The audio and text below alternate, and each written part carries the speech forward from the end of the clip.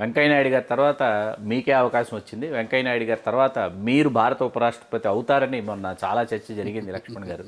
త్రుటిలో వచ్చే అవకాశం చేజారినందుకు బాధపడుతున్నారా? లేకపోతే ఇంకా సమయం ఉంది కాబట్టి ఎదురు చూస్తానని కృతనిశ్చయంతో ఉన్నారా? వారు నా పట్ల ఉన్నటువంటి మరి ఏదైతే అంకిత భావం, ఏ సిద్ధాంతాన్ని కట్టుబడి పనిచేస్తున్నామో, అంతేగాని ఇవాళ పదవుల కోసం బాధ్యతల కోసం మేము పార్టీలో చేయలేదు. పార్టీ మోదీ గారు ఏ బాధ్యతలు ఇచ్చినా నెరవేర్చిన సిద్ధం. ఇవాళ అనేక బాధ్యతలు ఇచ్చారు. మీరు ఇంతకుముందు చెప్పినాడు.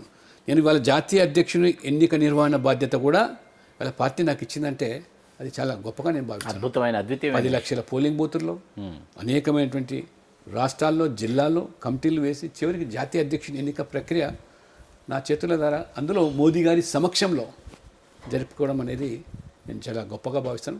కాబట్టి వారు దృష్టిలో ఈ భవిష్యత్తులో ఏం బాధ్యత ఇస్తానేది అని వాళ్ళ మీద ఆధారపడింది, కానీ దానికోసం వెంపర్లాడేటువంటి నైజం నాది కాదు.